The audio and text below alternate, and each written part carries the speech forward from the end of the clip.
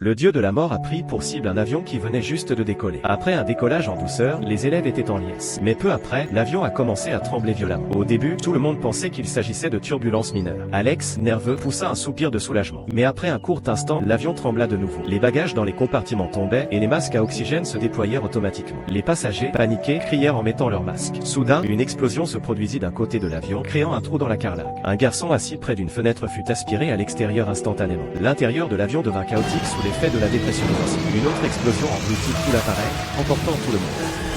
Alex, could you trace Cecil's legs so she and I can sit together? She asked Todd, but he said he had some sort of medical. Alex se réveilla soudainement de ce cauchemar. Mais la catastrophe qu'il venait de vivre en rêve restait gravée dans son esprit. Il se précipita pour vérifier la tablette du siège devant lui, et constata que la pièce était bien endommagée, tout comme dans son rêve. Alex prit une grande inspiration. Il était convaincu que l'avion allait bientôt exploser. Il commença à crier désespérément pour avertir les autres, mais personne ne le croyait. Son camarade Carter, agacé, lui donna un coup de poing, et même ceux qui essayaient de calmer la situation, y compris le professeur, furent expulsés de l'avion par la sécurité aérienne. Alex expliqua à son professeur son rêve avec tous les détails, mais Carter considérait cela comme absurde, pensant que tout le monde perdait du temps à cause de ce rêve. Alors qu'ils continuaient à se disputer, l'avion qui venait de décoller explosa sous leurs yeux. Tous les vitres furent brisées par l'onde de choc. Tout le monde restait bouche bée, regardant Alex, celui qui venait de leur sauver la vie.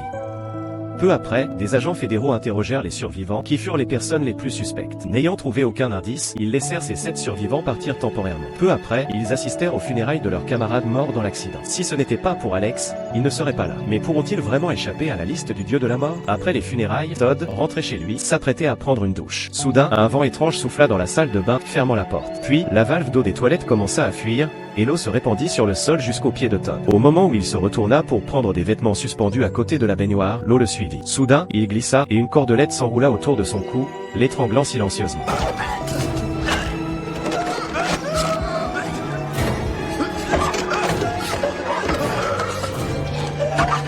Le savon renversé sous ses pieds l'empêchait de se relever. Ainsi, Todd mourut dans la baignoire. Étrangement, l'eau sur le sol sembla avoir une conscience propre, retournant d'elle-même dans les toilettes. Après l'incident, la famille de Todd pensa qu'il s'était suicidé, mais Alex ne croyait pas à cette version et comprit que les choses étaient bien plus complexes. Il chercha Claire, une camarade, pour lui demander pourquoi elle avait décidé de descendre de l'avion avec lui. Claire avoua qu'elle aussi pouvait sentir le danger, mais elle ne pouvait pas voir les détails comme Alex. Tous deux trouvèrent la mort de Todd suspecte et se rendirent en secret à la morgue pour enquêter. C'est là qu'ils furent surpris par un thanatopracteur qui semblait avoir une profonde compréhension de la vie et de la mort. Il expliqua que chaque mort était minutieusement planifiée par le dieu de la mort. Si quelqu'un échappait à cette planification à cause d'un accident, la mort finirait par le rattraper avec une autre stratégie. Il n'y avait pas de véritable survivant de cet accident, ces personnes n'avaient fait que retarder l'inévitable. Ils comprirent qu'ils devaient anticiper les pièges que la mort leur tendrait s'ils voulaient survivre. Le lendemain, alors qu'ils discutaient dans un café, Alex vit le reflet d'un bus sur une vitre, mais en se retournant, il ne vit aucun bus. Carter et sa petite amie passèrent en voiture et faillirent renverser un autre survivant, Billy. Peu après, leur professeur apparut aussi, comme si une force mystérieuse rassemblait tout le monde au même endroit. Alex essaya de prévenir ses amis qu'ils étaient toujours en danger, mais Carter refusa de l'écouter, croyant qu'Alex attirait le malheur sur eux. Une nouvelle dispute éclata. La petite amie de Carter, exaspérée, intervint, disant que le passé était passé, et qu'il devait aller de l'avant au lieu de ressasser le passé. Tu peux simplement dire « fuck it » et en finir, dit-elle. La mort tragique de 2 survivants obligea les autres à prendre les choses au sérieux. Alex découvrit à la télévision que l'explosion de l'avion avait été causée par une fuite d'électricité. Il recréa le schéma des étincelles électriques et réalisa que l'ordre de mort des survivants correspondait à l'ordre dans lequel ils étaient assis dans l'avion. Il comprit que la prochaine personne en danger était leur professeur et se rendit à son domicile pour la prévenir. Mais celle-ci, terrifiée, appela la police. Alex fut arrêté.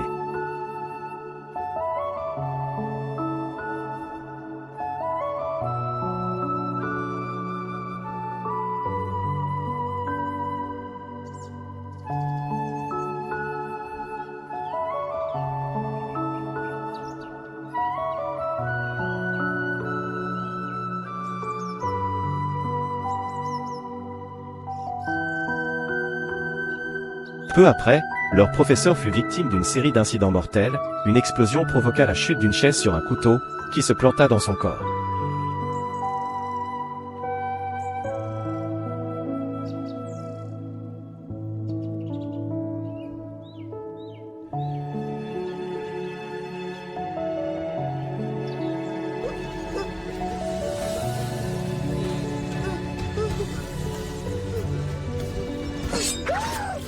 Quand Alex arriva pour l'aider, il était trop tard.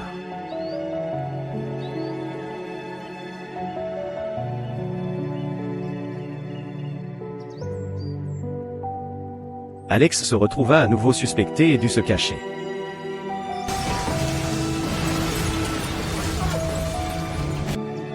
Claire le retrouva avec l'aide de Carter et Billy, et ils décidèrent de se réfugier dans la cabane du père de Claire.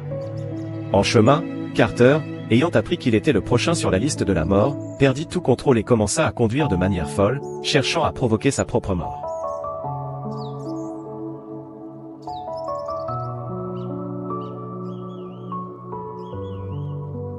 Il s'arrêta finalement sur une voie ferrée, mais ne parvint plus à faire démarrer la voiture.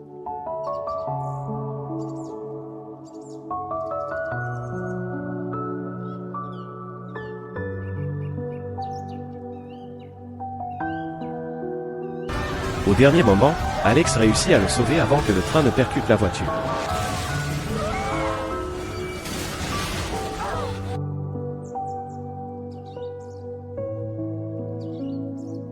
Mais un morceau de métal du train tua Billy, laissant Alex comme la prochaine cible.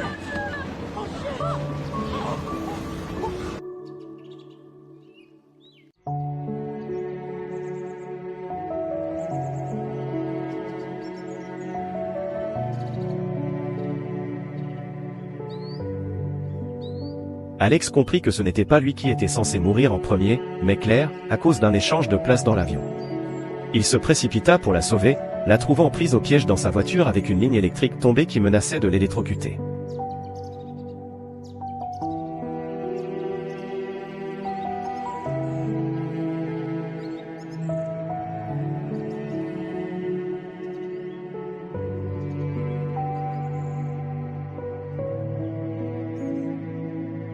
Alex décida de se sacrifier en attrapant la ligne électrique, permettant à Claire de s'échapper juste avant une grande explosion.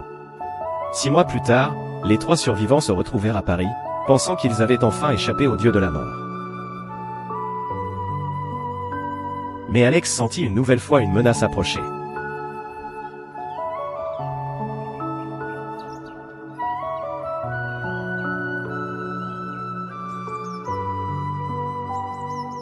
Une enseigne publicitaire suspendue commença à tomber, et Carter réussit à sauver Alex juste à temps.